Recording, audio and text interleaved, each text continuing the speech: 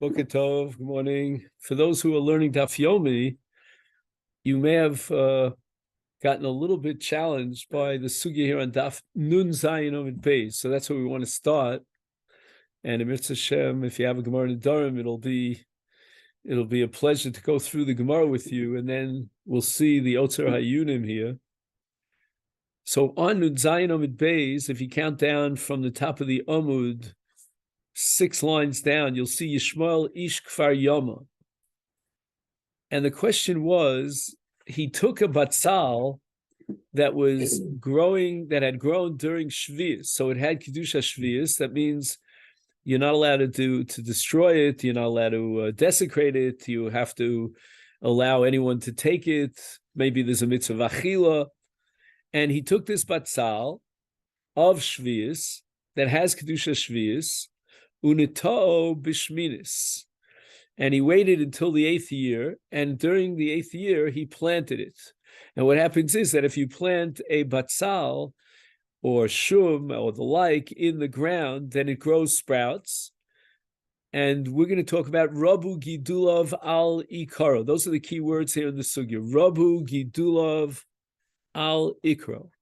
So you'll see that the Gemara is distinguishing between 2 categories. There's what's called Gidulav, the sprouts that grow. They grew during Shminis, during the 8th year, and they are not sanctified with Kedusha Shvius. But the Ikar, which is the Batzal, which he planted on the 8th year, but it had grown during the 7th year, and therefore it had Kedusha Shvius. And on this issue, on this scenario, we have a suffix of Yishmael Ish Kfar Yoma. This is his suffix. Gidulav heter. On the one hand, the gidulim, that which sprouted, that which grew in the 8th year, is heter. It doesn't have all the surim, the prohibitions of shvius.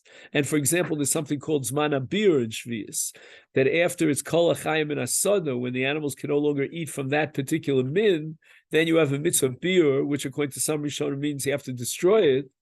So as far as the Ikar is concerned, the batzal itself, which is sanctified with Kedusha Shvius, that's asur. However, since Rabu Gidulav al Ikaro, which means that there's a greater volume in the sprouts than in the batzal from which those sprouts grew, so you really have a rove tipping in favor of heter, because those Gidulim are Gidulei Shminis, and are free of all the restrictions of Shvius. But on the other hand, the Ikar, from which these sprouts grew, has Kedusha Shvius. And here's the suffix of Yishmael Ish Kfar Yoma. And everybody knows where Kfar Yoma is. I'm just joking. Anyway, so Kevan de Rabu Gidulav Meikaro is, do we say that on the one hand, Osan Gidule Heter Malin Es HaIsur. The word Malin here means Mevatlim.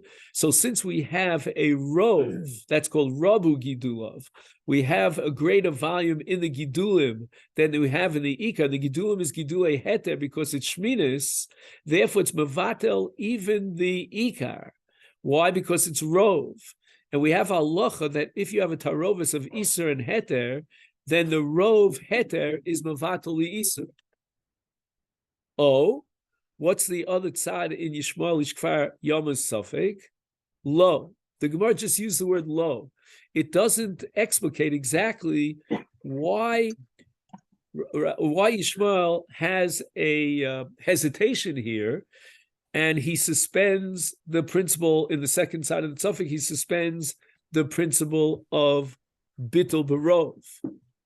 And some Rishonim we'll see are going to learn that this is not called a tarovis, because the tarovis, by definition, means indiscernible. You cannot discern the Isur from the heter. Here, clearly, we can point to the heter, and we can point to the Isur. We can point to the Gidulim that are rove, and that's heter for Shminis. And we can point to the Batzal of Shvius, which is Isur, and that's not called a tarovis, and therefore lo. What's the shita that there is tarovis? The shita that there is tarovis means that this is all one entity, meaning the sprouts are connected to the Ikar. In other words, you haven't detached the sprouts from the batzal, so it's all one entity. And even though it is discernible. That's not even though it's in not disturbed. machlokas. Correct. In other words, according to one sheet, the tarovis is defined by the connection between the Isur and the Heter. If they're all connected in a way that right now you can't detach them, although physically you could detach them, but right now you don't detach them, then the Rov is Mevatel the Ikar, meaning the Rov is Mevatel the Miut, and the Heter is Mevatel the Isur. But according to the second side, some Rishonim argue, this does not qualify as a tarovis. Why? Because I can see the Gidulim, which are Shminis, I can see and point to the Ikar, which is Shvius, which is Ikar, and that's not cool. That doesn't qualify as a tarovis, and therefore we do not apply Rov. However, there's another sheet in the Rishonim to explain the second side in Yishmael, and that seems to be the sheet of the Ran, although he doesn't explain it mefurash, he doesn't say it explicitly, but we have a principle in Masechta Chulin, which is called Yotze min atome tome. So, for example, let's say you have an oaf tummy, a non-kosher bird, and it lays an egg. What's the status of that egg? And that's called Yotze, which means that the status of the Ikar, which in this case is the oaf itself, imposes itself on the Beitza, which is Yotze. So if you have object A, which is clearly Asur, and it produces object B, so object B is a product of object A, that's called Yotze. And the Gemara derives from many psukim that Yotze min atome tome. Now, in this case of the Gidulim, you might want to argue that this is called Yotze. Again, we'll see the other side in just a second, but let's follow this logic, this line of reasoning. If the batzal is shvius, and therefore it's asur, and the batzal has now produced the gidulim, then the gidulim are what we call yotze. Do you follow that? It's a product of something. And something which is a product of something else is automatically asur. Other example, like shvius after this man beer is considered isur be'etzem. I mean, Say it again? Shvius after this man beer is considered right, it's considered davar asa. Again, you have to go through. I don't know if we'll have time today. It's probably an hour's discussion. All the four different shittas of Rishonim what zman bir is, but let's go in a very superficial way. In other words, I'm telling you right up front that this is probably not accurate at all. But just for the purpose of l'saber ta'ozen, as we say, shvius after zman bir is a cheftzeh d'isur, which means it has to be burnt. Truth is, again, many Rishonim will say it doesn't have to be burnt. What you have to do is you have to take it out of your house. You have to make it hefke. You have to invite the aniyim. The Rambam has a unique shita that you have to give it to your shchenim and make sure they have mazon shtei sudos, and you're allowed to leave for yourself mazon shtei. Very complicated. Exactly all the shitas in beer. But many of the Rishonim agree that after a certain period of time, let's say you made it hefke and still, for whatever reason, it's there in front of you, you have to destroy it.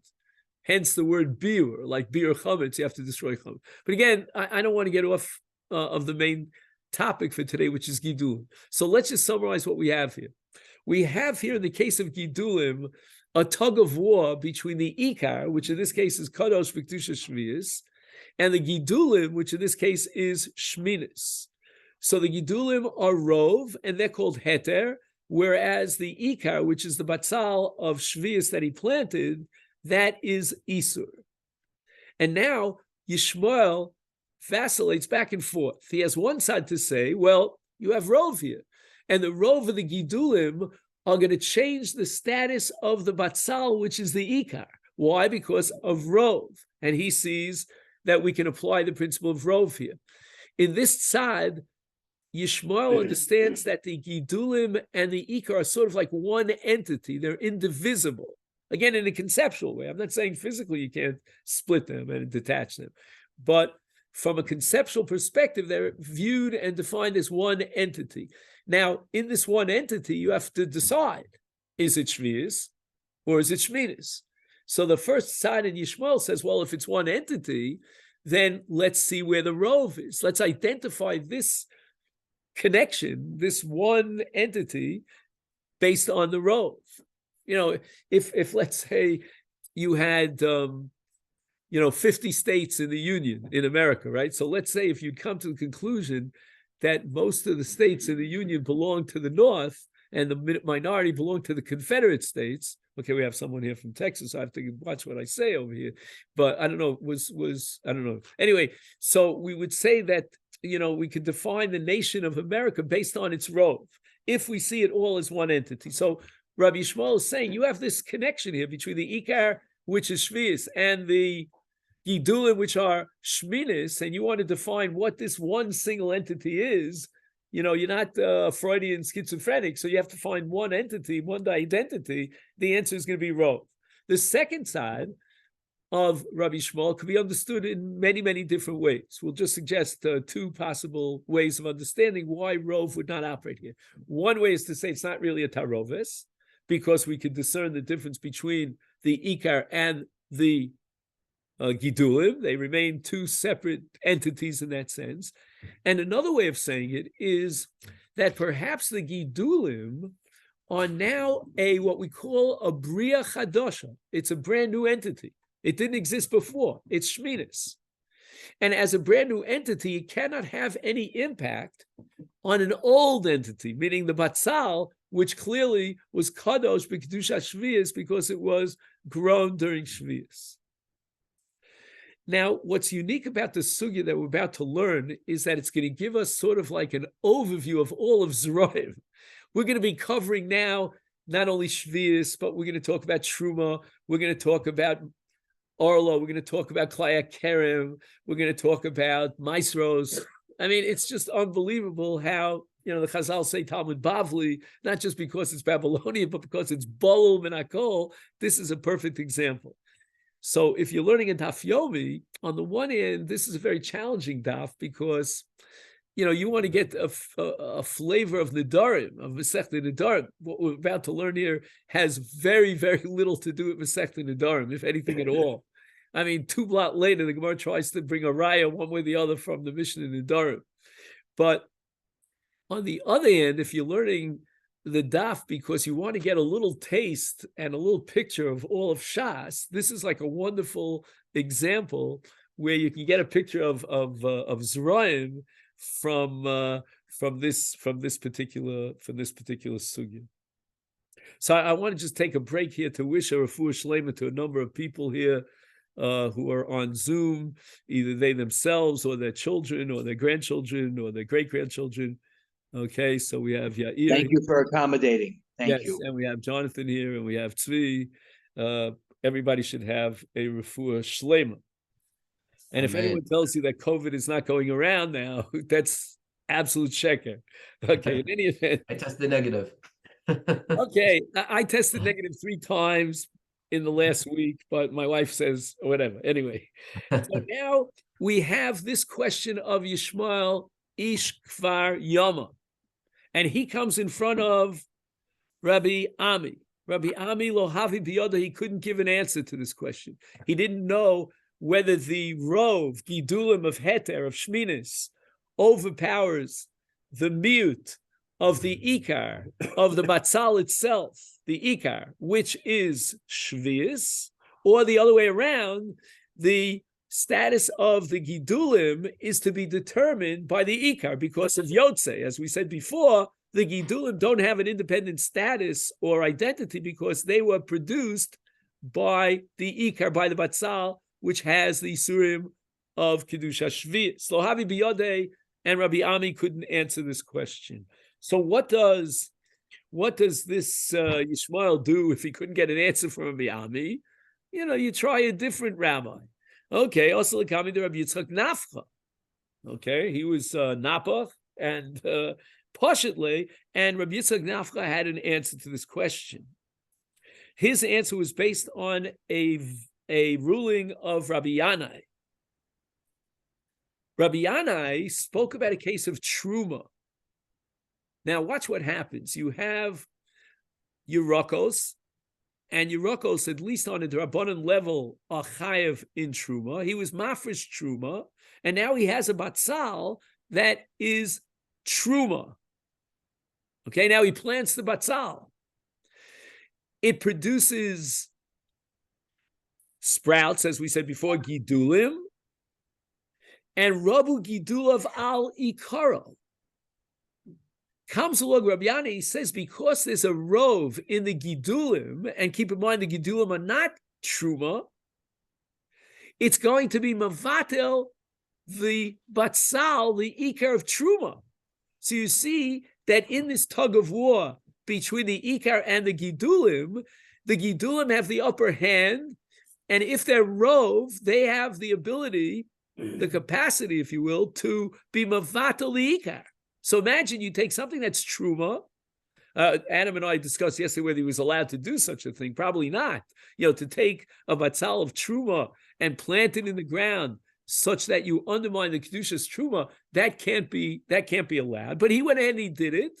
And now, post facto, according to the ruling of Rabbi Yanai, the Gidulim overcome and completely negate the status of the Ikar, because what advantage does the Gidulim have? Rove, and Rove is therefore Mala or Mavatel Es HaMiut. We see this as one entity. You have to decide whether it's Kodesh B'Kedushas Truma with all these Surim of Zarus, or it is not. And the answer is we look at the Rove. And the Rove of this entity gives you what? Gives you the Gidulim. The Gidulim are in the Rove, and the Gidulim are not Truma. They don't have the status of Kedusha, of Truma. So in effect, Rabbosai, it seems that based on Rabbi Yitzchak Nafcha's equation to Rabbi Yanai, we now have an answer to determine the suffix of Yishmael, which wins out in the battle between Gidulim and Ikar, Gidulim of Heter, which are Rove, and the Ikar, which is Asur, but it's the Miut. What's the answer, Rabbosai? Are you with me? Gidulim. The Rove is Mavatel, the Miut, and everything is Mutter.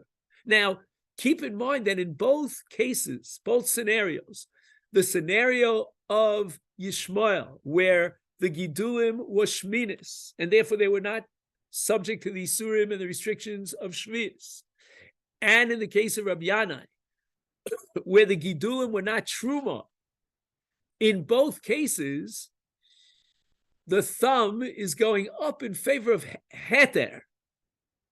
And the Heter is very, very far reaching, because it means that not only are the Gidulim mutter, and we're completely disqualifying and ignoring the principle of Yotze, which would take us back to the Ikar, but moreover, we're even applying a din of Bittul, which allows us to be matir the original Isur. So you started with a batzal of Isur, either Shvius or Truma, and you end up being matir that batzal, which means that none of the restrictions of Shvius apply, and in the case of Truma, all the Zarim in the world are allowed to eat this batzal. Now, this is called lo kola zera. What does it mean, lo kola zera? What happens in the case of an onion is that when you plant the onion and it grows sprouts, the onion remains intact, as opposed to chitim and other starts of dagon, right?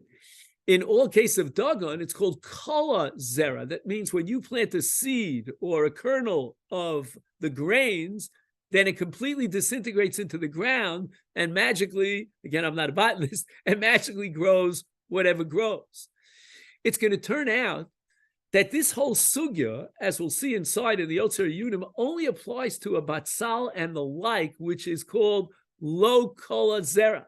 But in the case of kola zera, not an onion, but rather a grain or a seed, in those cases, kuli amalo pligi, everybody agrees that once you plant it and it sort of rots or disintegrates in the ground, that it's mutter.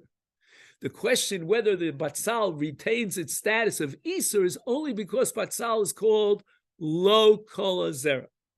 Okay, so this is what we have so far. Now, Rabbi Yirmiyah is a little bit upset over here. Shavik mar train v'avik echad. What does that mean? We have a principle of Yachid v'Rabim halacha ke Rabim, correct? And here, according to the logic of Rabbi Yirmiyah, we're going to bring two cases, one from Orla and one from Klaya Kerem. The case of Orla is going to be addressed by Rabbi Yochanan, and the case of Klaya Kerem by Rabbi Yonasan. And both of these Amoraim, in this struggle, in this tug of war between the Gidulim that are Rov and the Ikar, which is Miut, they are going to assume, as we'll soon see, that it is the Ikar that is Moshech the Gidulim, which is the exact opposite of Rabbi Yanai. So Rabbi Yanai now becomes the Yochid, and he's up against the Rabbim. Who are the Rabbim here? Rabbi Yochanan and Rabbi Yonasan. So let's go through the rulings of Rabbi Yochanan and Rabbi Yonasan to prove that in this battle between the Ikar and the Gidulim, we view the Gidulim as an extension of the Ikar, and therefore the Isar of the Ikar is going to impact on the Gidulim. Not the other way around, the way Rabbi Yanai said, that you can take a batzal of Truma, and through the Gidulim, you can completely nullify the status of Truma, of the Ikar, because the Gidulim are Mavatel, the Ikar. And not like the final conclusion of Rabbi Yitzchak Nafcha regarding the suffix of Rabbi Yirmiyah, of Yishmael Ish, where is he from? Kfar Yoma. Right, he was probably a sailor. Anyway, so Yishmael's final conclusion would seem to be, according to the argument of Rabbi Yanai, if you equate it with Rabbi Yanai, Rabbi Yitzchak Nafcha's equation, that we could take a batzal of Shvius and completely null and void the status of Shvius with all its Isurim based on the Gidulim, because the Gidulim are Rov and then Mavatal the Ikar. But now we're going to prove that although that's true according to Rabbi Yanai, in the case of Truma, but in the cases of Orla and Rabbi Yochanan, and the case of Klai HaKerem and Rabbi Yonasan, they both paskin that is the Ikar that determines the Gidulim. So what do we have in Rabbi Yochanan? Rabbi Yochanan spoke about Yaldo Shesivcha Bizkena. So this has to do with the process of grafting, what's called in Hebrew harkava, laharkiv. And what he did was he had a yalda. Yalda means that the fruits on this tree are orla. Yalda means the first 3 years of the tree, since the sapling was planted. And he takes the yalda and he grafts it onto a zakena. How old is a zakena? 3 years old and more, right? So now we have a grafting of peros of orla onto a tree that's not orla, it's beyond the years of orla. And now that tree, which has received the grafting from the yalda, that zakena now produces fruits. So in a sense, it's the, let's call it the branch of the yalda that is generating peros in the zakena. And what is Rabbi Yochanan Paskin? Afal pisho sifa masayin. The volume of the peros that grew from the zakena after the grafting is 200 to 1, meaning against the one of the orla, we have 200. Now, orla is batel b'masayin. So we have the sheer bittel. So the gidulim are rov, a lot more than rov, 200%, meaning, well, I shouldn't say 200%. What would be the percentage? Like 2,000%? What would it be? Right, 20,000. Okay, so it's a ratio of 20,000, and certainly that's more than a rov. And you would have said that that should be mavatel, the peros of the alda of the orla. No, we're going to go boss of the alda, because it's the alda that produces on the tree that fruit that grew on the zakena. So we see that according to Rabbi Yochanan, in the case of orla, in this tug of war, as we called it, what is gover on what? It's the Ikar that determines the Gidulim, despite the fact that the Gidulim are Masayim and have the sheer bittul. And now we have Rabbi Yonasan in the case of Klai HaKerem. He took a batzal that was planted, mixed together with a kerem, with a vineyard. So now this batzal becomes Klai HaKerem, which is like Orla, it's also by no, you have to destroy it, and so forth and so on. And now he rips out the kerem, separates the kerem from the batzal. The batzal is Klai HaKerem. Now he plants the batzal. The batzal now produces sprouts, gidulim. The gidulim are rov, not only rov, but let's say they're masayim. And you have the shear of bittul, and yet Rabbi Yonasan says, asur. Everything is asur, because the ikar determines the gidulim. So how is it that Rabbi Yitzchak Nafcha predicates his conclusion by standing on the shoulders of Rabbi Yanai In the case of Truma, with all due respect to Rabbi Yanai, we have the cases of Rabbi Yochanan and Rabbi Yonasan, both of whom go basar Ikar, and therefore everything is asur. In the cases of Arla and Kloya Kerem, and therefore 2 against 1, we paskin like the road.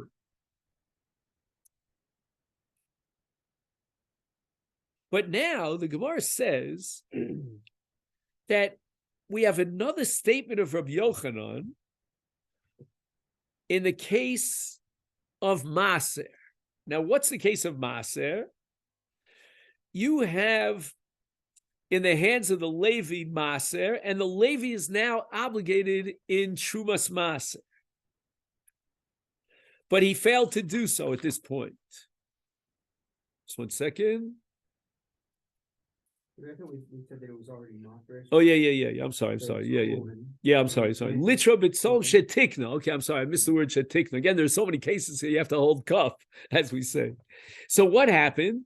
He's got a certain midah called the litra of b'tzol shetikna. Let's underline the word shetikna.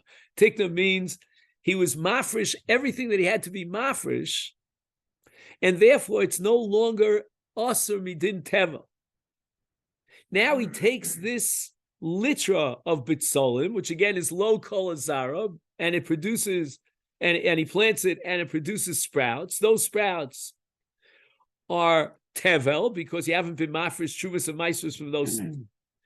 Misaseres lafi kula, unbelievable. Now Rabbi Yochanan is being quoted as saying that he has to be ma'aser not only the gidulim but even the ikar. Now watch it. The ikar was tikna. He had already been mafresh. So it turns out that this litra shel bitzolim will have a second afrasha. In addition to the original afrasha of maaser, we have a second afrasha. So the Gemara says, Alma, what do we see? If you're telling me that you already were mafresh truma from the bitzolim, correct? Tiknon. Yet the gidulim, which are tevel, are going to have such an impact on the ikar that alma osam gidulim mevatlim ikar. You're going to have to be ma'aser a second time around on the ikar. So we see just the opposite.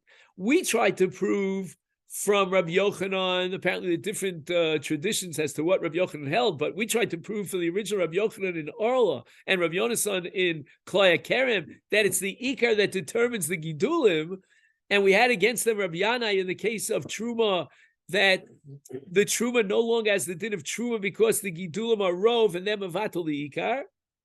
Now we have another statement attributed to Rabbi Yochanan, in which once again the Gidulim are Mavatal Es HaIkar. However, here's where we have to take a little bit of a break and create a scorecard.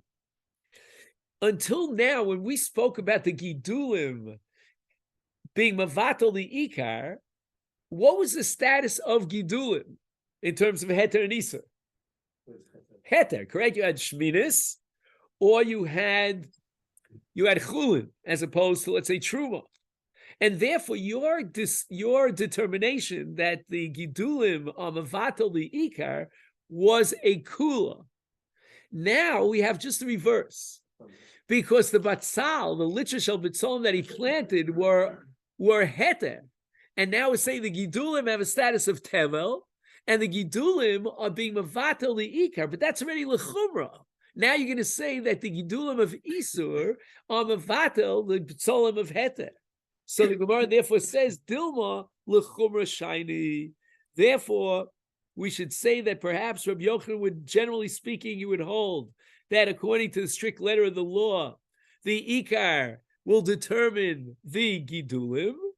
And that fits very well with Rabbi Yochanan about Orla, who says that the Gidulim on the Zkena, even though they are Masayim, nevertheless they are also because of the Ikar, which is Orla.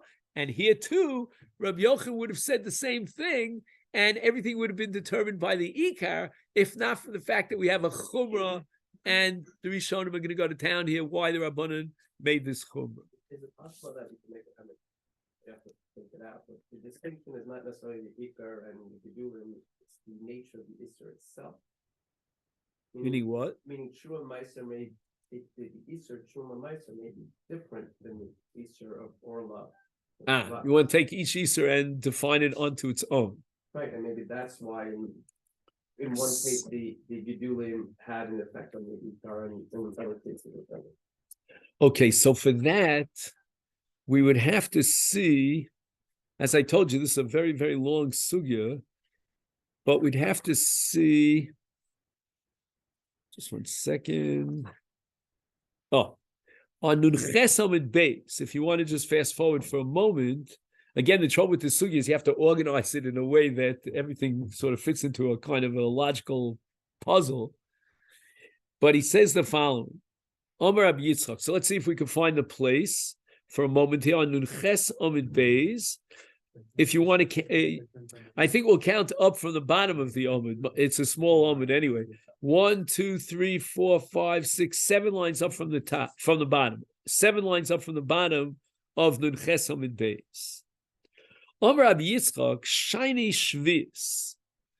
Now, this is the first juncture in this very long, complicated sugya that drags on and on about Gidulim and Ikar and Rabu Gidulim ala Ikar, in which we're going to focus on one particular aspect of Zraim, one particular Isser, which is the Isser of Shvis.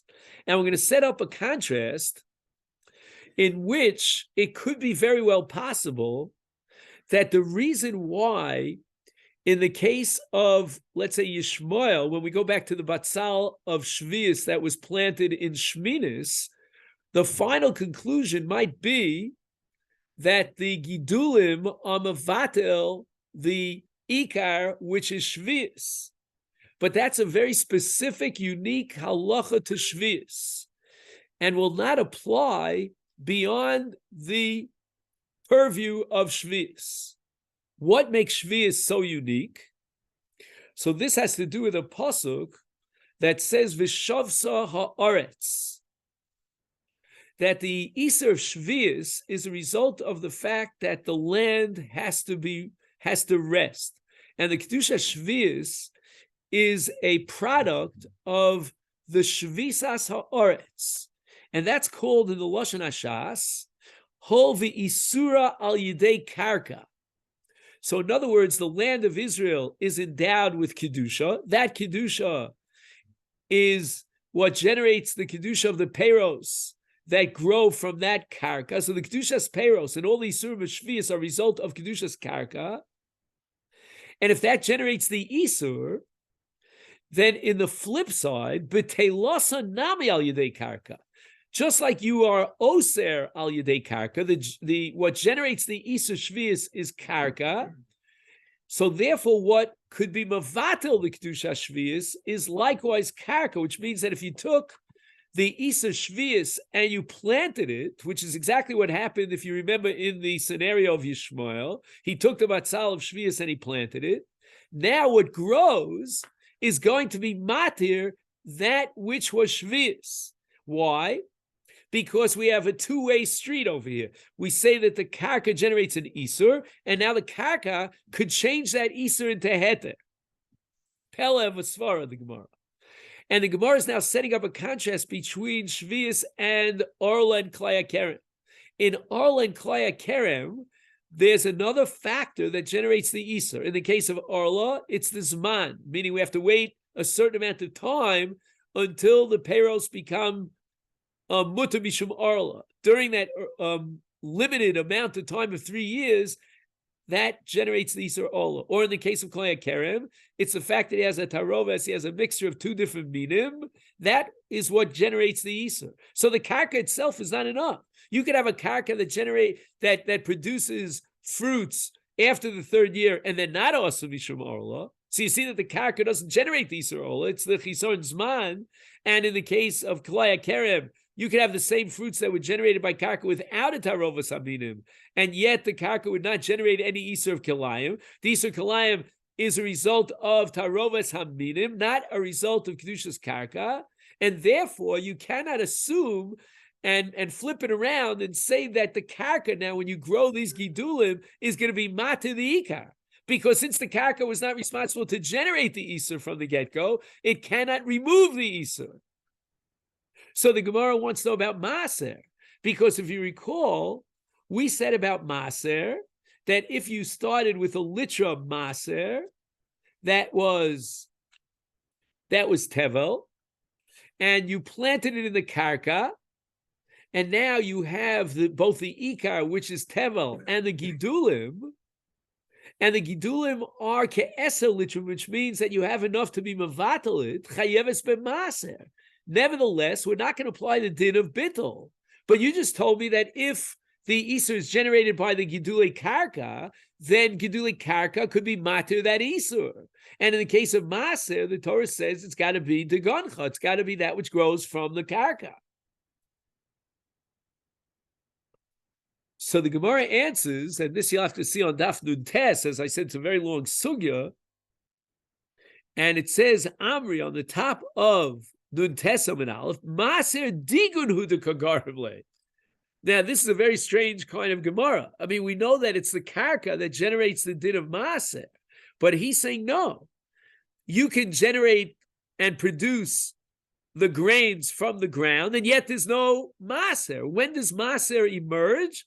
Only after Digun, which means that you have to remove the husk and the chaff, and you have to do winnowing, and then you have to make it into a kri and make it into an arema, into a pile, and you may even need re'iyas pnei habayis. I mean, there are all sorts of conditions that have to be met before Maser emerges. So in that sense, Maser is not purely a result of Kedushas Karka, and therefore the Karka cannot be Matir. And in that sense, Maser belongs to the same category as Orla and Kloya Kerem.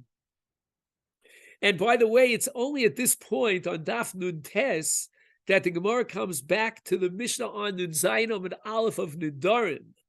And that's going to be the Kasha of Rami Bar Chama. Because a man took a konam, he took a neder, Peros elu olai. What does it mean, elu?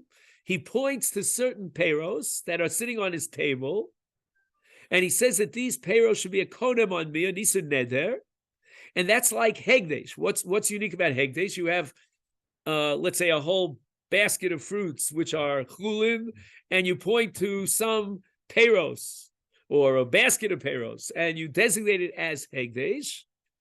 And the din is that Hegdesh, again, this is a whole sugya unto itself, but Hegdesh generates an Isur in what's called Chilufehem and Gidulehem. So that's a separate din in Hegdesh. So the Gemara is now assuming that when you took a konam of Peros Elu, and we emphasize the word Elu, so he didn't prohibit the entire min, but he specified these particular Peros that are sitting in front of him on the table, and he created a konam, that's called Hegdesh. And therefore, it's also b'chilufim ugidulim. However, in the next case, which he says ani ochel, which he says that he won't eat anavim, in general, he won't eat grapes, so he's prohibiting the entire min, then he's mutter b'chilufeim. What I'd like to do now, with your permission, again, we're skipping a beautiful sugya here on Daf Nun Chesam and Beis for the meantime of Davar Sheish Lo Matirin, which I don't know, maybe we should have a whole shir on that. But let's take a look in the Otzer Iyunim, which I think you might have in your phones. So first, the chapter number 1 in what's called Maracha Nun Vav on page Aleph addresses itself to the case of Davar Shezaro Kola, which is not the focal point of our discussion of our sugya. Our sugya is talking about a batzal, which is called Ein Zaro Kola. But if you have, let's say, we mentioned chitin, siorin, other kinds of seeds and kernels that you planted, that's called Zaro Kola, which means that you no longer see a relationship between the Gidulim and the Ikar, because the Ikar is Kola. So there's no taroves in the Gidulim, there's nothing left from the Gidulim, in the Gidulim from the original Ikar. The Ikar is completely gone and void. Now, you might ask me, but wait a minute, we said before that according to some Rishonim, the problem of the Gidulim and why the Ikar might impose itself on the Gidulim is because of the din of Yotze. And we would say that even if Zaro Kola, the Gidulim are still Yotze. I mean, what produced the Gidulim? But apparently what we're saying is that if it's Zaro Kola, there's no longer Yotze. You know, if you have an Of Tameh and a Beitza from the Of Tameh is still intact, and the Beitza is produced by the Of Tameh. But here, the production of the Gidulim is only shayach, and only emerges after the original Ikar is Kala. So there's nothing left of the Ikar that could impose itself and impact on the Gidulim. Now, the exception to this rule is called Gidule Truma. By the way, I don't know if you ever heard of an Italian scholar from 600 years ago. His last name was Fago, and he wrote something called a book called Gidule Truma. So I happen to own a copy of the Gidule Truma from Venice 400 years ago. And the reason why I bought the Sefer is because his first name was Azaria. Anyway, so the Gidule Truma is an Iser D'Rabbanan. Normally, if you're talking about Truma of Chitim, Siorim, and Dagon, which is called Kala Zaro, therefore there's no Iser Gidulim, but the Rabbanan made an Iser called Gidule Truma. And that's a separate Gzeira D'Rabbanan called Gidule Truma. And there's an entire sugya in Shabbos Daf Yud Zayin Amud Beis, which is one of the most complicated sugyas in Shas, about the takana of Gidule Truma, and there's machlokes amoraim as to why the Rabbanan made such a Gzeira. In any event, there's a sheet of Tosus, which you might want to make note of. It's not relevant to us today, but on the left column here, Hatosvos, he wants to say that all of these distinctions between Zaro Kola and Ein Zaro Kola only apply to Isuri Achila. But in the case of Isuri Hana, like Orla and Kilayim, the Gidulim are Asur, even if it's Zaro Kola. Why? Because if not directly, indirectly, when you benefit from the Gidulim, you're benefiting from the original Zera that produced those Gidulim. And the original Zera, in the case of Orla Klaya Klarim, is Asur Bana. So this is a Chiddush Tosus that even after Zaro Kola, the Isur Ana is still generated on the Gidulim, which is a fascinating issue unto itself. And if you take a look on page Beis, you'll see a paragraph that starts Le'inyan Nidarim, and of course he quotes the Mishnah of a person who says Peros Elu Alai Bekonam, and if he adds the word Hana, then it's also Begidulim, according to Tosfos, even Bedavar Shazaro Kola. Why? Because now the Konam generated an Isur Hana, and therefore the Gidulim, if he benefits from them, he's indirectly benefiting from the Ikar, from the original Peros, which are Asur B'Hana. So he's getting Hana from the original Peros, even though it's Kol Zera. That's according to Tosfos. And now you'll see on the left column of page Beis, where he presents the suffix in the Gemara, and you'll see in the second paragraph, after presenting Yishmael Ish Kvar Yoma's suffix, he has the Das Haran. Now, you want to put two fingers, I don't know if you could do this on your phone, but if you had the text itself, you want to put one finger on Das Haran, which is here on page Beis, and then if you fast forward to page Gimel, you'll see the third paragraph on the right column is Harush. So he's now presenting two interpretations of Yishmael and the suffix, one of the Ran and the other the Rosh. According to the Ran, as we presented it before, the Gemara vacillates, Yishmael vacillates on the following point. What's the status of the Gidulim? Do the Gidulim separate themselves as a separate entity? And that's because they are Shminis, let's say in the case of Yishmael, and that's a separate entity. They grew during Shminis. Once you separate the Gidulim as a separate entity, then since they're the Rov vis-a-vis the Ikar, they're going to be Mavatal the Isur. Oh, and here you'll see 2.5 lines up from the bottom of the paragraph Das. Ein dinom ki ikar umut. No, I'm sorry. That was the first side. Then we go back to the other side. I switched around the order. Right? Kevan shenimshachim v'yotzim. You see that word yotzim on the second line. You want to underline that word yotzim in a iser. Why? Because the batzal of shvius is eno kola, right? It doesn't disintegrate. It's still whole and intact. Is dinam ki ikar atzmo vasurim. In other words, it's impossible to talk about bittul and the gidulim of shminis are going to be mevatel the kedusha shvius of the batzal ikar because the gidulim themselves have the same status as the ikar. Why? Because nimshachim v'yotzim min ha'ikar. And I think he's operating here midin yotze. Oh, and here's the other side that we mentioned earlier, that the gidulim have a separate status, a separate entity, and they are shminis. And we're not going to apply the din of yotze, and therefore once you classify the gidulim as a separate entity and they are rov of heter of shminis, they now have the power to be mavatal the ikar. And in the next paragraph, he quotes the Keren Ora. The Keren Ora says, what are the two tzdadim in Yishmael? Number one, yesh tzad lomer she asurim agidulim. And here he quotes that sugya. I said it was in Chulin. It is in Chulin, but it's also in Bechoros. Shayotze min atame tame. Right? And therefore, the status of the gidulim is equivalent to that of yotze. And therefore, the gidulim are dragged by the ikar, and they're asurim kamo ha'ikar. What's the other side? Hagidulim ve'ha'ikar yiu mutar. Why? Rabu gidulim ala ikar ken gama ikar misbatel v'nase heter v'ein kan yotzim in iser. What do you mean ein kan yotzim in iser? Why not? He doesn't tell you why it's not yotzim in iser. So I looked at the footnote number Chav Gimel, and he says kavanaso. This is on the fourth line or 3 lines up from the bottom. He says shal yidei ribu hagidulim ha'ikar misbatel v'shenase, meaning ha'ikar nase kibirya chadasha. This is unbelievable. You don't know what came first here, the chicken or the egg. There's like a cycle here. You know, a circle. You don't know where to stop the circle. He's saying that because the gidulim are rov, and the gidulim grew during shminis, we don't call it yotze because they are a separate entity, and now as a separate entity, they have the power to be mavatel the ikar, which was shvius, with all the isurim of shvius.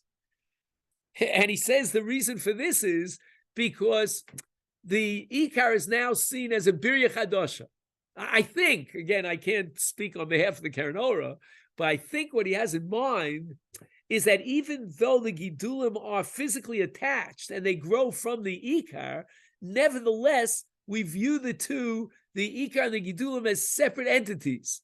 And therefore, if you define the ikar as a birya chadasha, then there's no din of yotze, because the din of yotze doesn't apply to the new birya that emerged. It only applies to the original birya, which was a chefza v'isura, which was, let's call it shvius liachar zman biuro. But now that we see the ikar as a birya chadasha, now the gidulim have the right to emerge as a separate independent status, and if they're rov, they could be mavato this birya chadasha, which is called the ikar.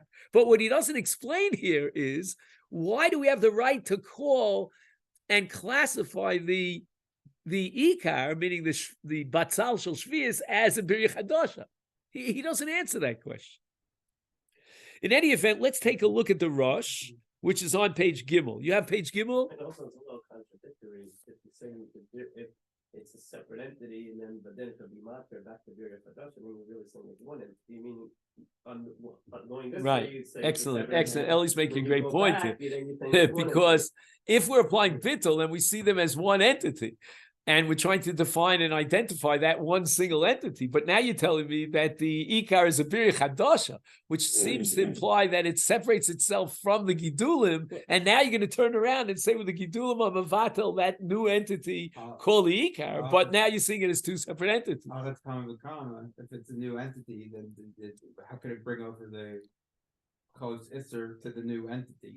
No, on the contrary, he's saying he's explaining the other tzad in Yishmael, right? Okay. The Keren Ora is trying to explain why is it that in one side of Yishmael, the Gidulim are mevatel the Ikar, Right. and we ignore the principle of Yotze. And again, I'll read to his language. They're He not says, because he says, Kavanoso shal yedei ribui hagidulim ha'ikar nasa kibir chadosha. Well, wait a minute. That doesn't make any sense. I know there's ribui gidulim, but there's still a problem of Yotze. So he's saying, no, it's not Yotze. Why? Because the Ikar is a bir chadosha, v'nishtana mahuso. I don't know how he has the right to say such. Is there a precedent for Yotze in anything other than animals? Is there a precedent for Yotze? I think Yotze applies to everything, to Truma, to Maser, everything has a din of Yotze. Reb Chaim Brisker has lots and lots of Torah about Yotze. I mean, maybe B'li Neder at some point we would maybe take upon ourselves to learn the sugi of Yotze. If you have access to the Encyclopedia Talmudit, let me know if there's an erech called Yotze.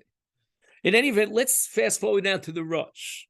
The Rosh, which is your third paragraph on page Gimel, Piresh, Shagidulim Atzmam Pashuche Mutarim. Listen to this. The Rosh says, and this is going to turn the sugya upside down, inside out, that Yishmael never had a suffix about the status of the Gidulim. The Gidulim were always Mutarim. So forget about Yotze. I mean, the concept of Yotze, or the concept that the Ikar produced the Gidulim, doesn't even appear on the Richter scale of the Rosh. And the whole suffix is legabe the Ikar. Do the Gidulim have the power to be mevatel the Ikar? Or do we say, kemun she'ein hagidulim ve'ikar misarvim legamre, which means you could discern the difference between the Ikar and the Gidulim, therefore it's not called a taroves, and therefore lo shaykh ben bittul. You can only apply bittul in a taroves. Okay, now we have a choice. We only have a few minutes left. I'm going to fast forward now to number Daled, which is really, again, if we really wanted to do this well, we would have to study Rabbi Kivega here on number Gimel, but because of I think we've accomplished a great deal today, by the way, but here on page Daled, he has Shvius. And if you look on the third line, he says, Din ze miyuchadu b'shvius, right? In Yiddish, we say a bezunder aloch in Shvius, that whole visura yidei karka, he betel al yidei karka. That's the principle. Haran, in the next paragraph, Mefaresh, Shasofeku, Bidin Torah. This entire suffix and the entire sugya of Yishmael, in all its ramifications, both with regard to Shvius, and with regard to Rabbi Yanai's Truma, and with regard to Rabbi Yochanan's Orla, and Rabbi Yonason's Kilaya Kerem, all the cases are Bidin Doraisa.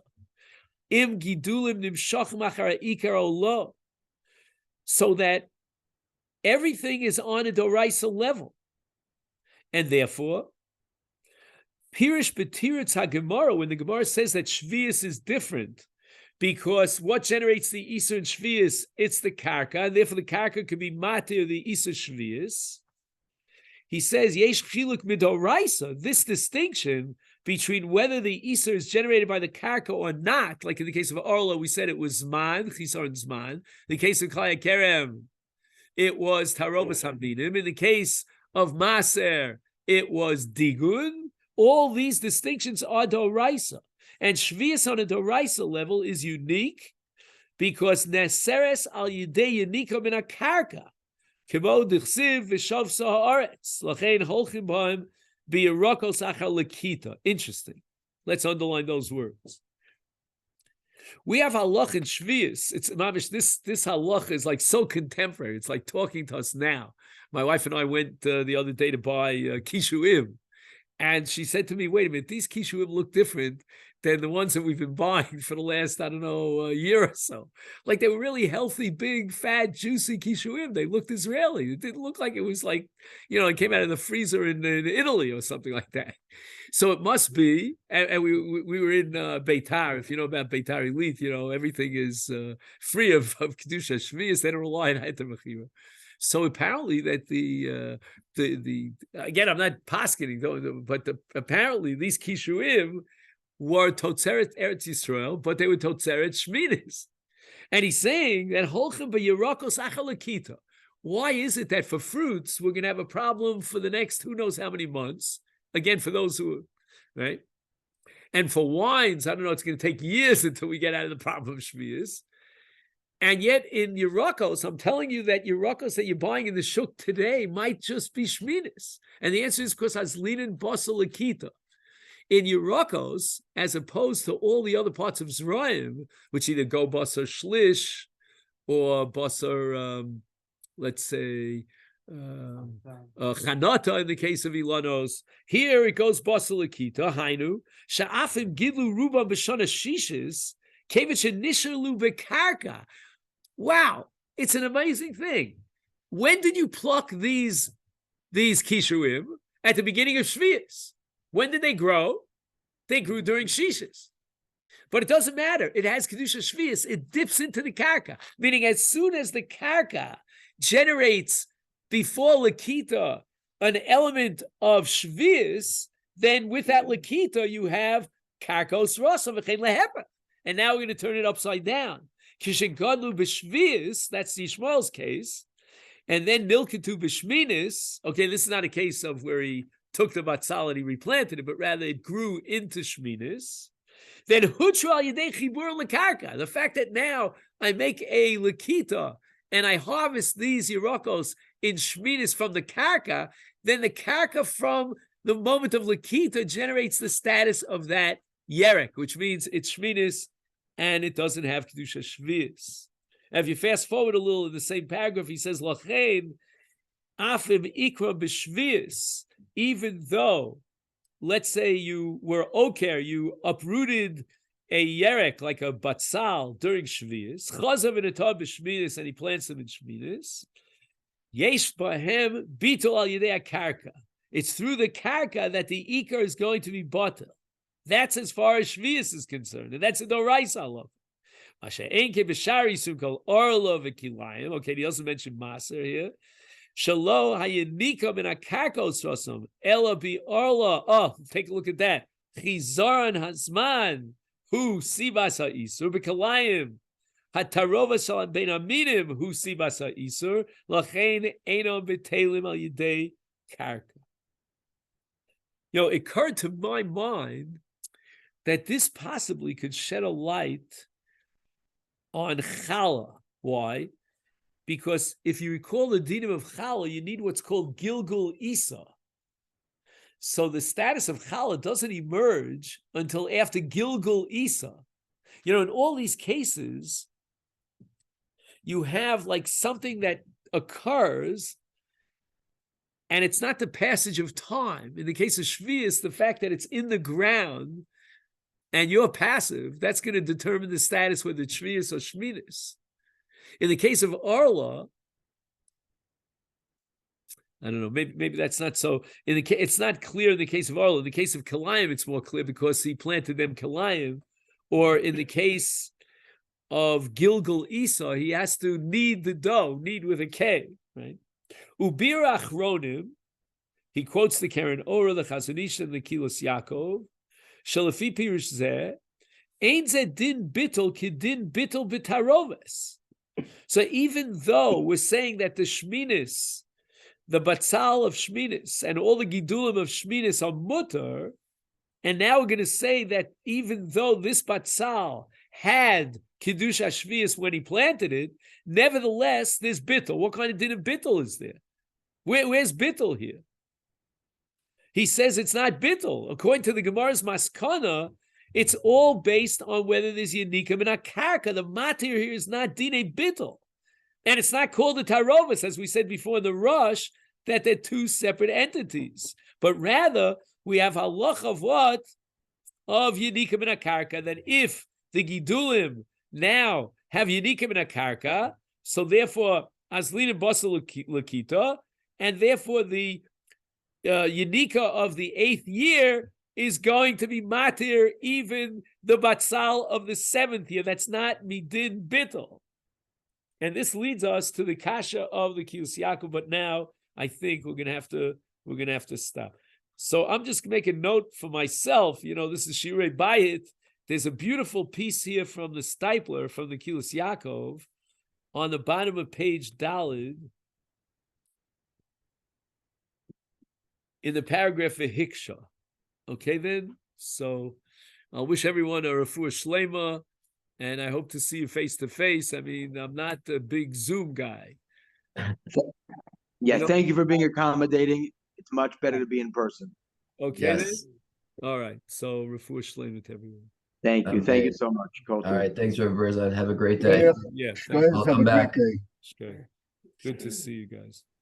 Be well. Okay, so according to this, can you take out things during Shvius or the end of Shvius, take things out of the ground and then replant it, and then it gets a new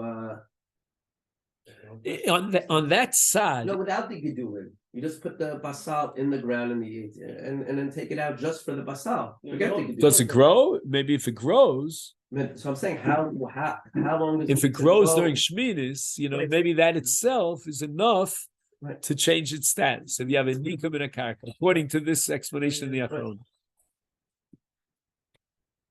But I think we're talking about a case where the batzal was fully grown in Shvius. I don't know if it's going to continue to grow during Shminis if you just replant it. I don't know. So I'm saying is, But do Lu you Yitzuya. need, according to the Gemara, do you need the Gidulim to actually to have grown to then matir the basal itself? Absolutely, absolutely. It's got to grow during Shminis. If it doesn't grow during Shminis, then you don't have the karka to be matir the Isa. Chaim, you got back the. Yeah, I did. Yeah, I left it with you doing. Yeah, she looks like a bar samcha. Oh, my little one. Yeah. Liana took it from you. Yeah. Why did you need the? You At the end, I didn't use it. What happened was that Charlie decided, I don't know why, that she would come back to Yerushalayim and take me to Yerushalayim, Oh, okay. which I is was gonna crazy. Found you a ride into Yerushalayim. I didn't know why you wanted a bus. No, I wanted a bus because I didn't think Charlie was going to come Yeah. back and drive me to Yerushalayim. I don't, love driving on buses. Kalev is the one who knows all this stuff. Kalev is like, Yeah. he actually makes fun of me for using the Rav Kav, although I don't use it often. Yeah. Because he says that it's actually cheaper on the Move It app. Use like It's it's like also use Move It. moving. Yeah, so I have to learn. So maybe Cullen will teach you how to do the move it, move it out. It's very good. All right. Have a Thank great you. day. Thank you. Shkach. Thank you. Teenage kids, yeah, they all switched. It's very about all moved it, moved it. Okay. How are you, Steve? How's it going? Good. How are you feeling? Yeah, I'm doing much better. My Good. voice is still a little shaky and my eyes are still tearing a lot, but Charney's not feeling so well now. Hey, But hopefully she's past the worst. I hope. As of 8:00 this morning, it seems like she passed the worst. Okay, so what time is it now? It is 9:35. Am I correct? 9:34. Okay, we'll wait another minute. And you have the Otzer Hayunim because I wanted to finish that up. And we're up to number Yud, I think page Yud. I'd love to request that they leave the lights on a little longer, but it's on a clock.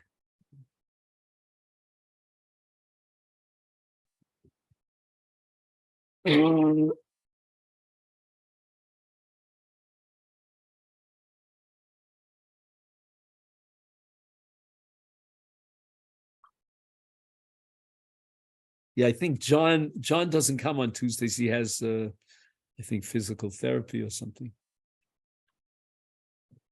Okay. Let's see what we have here.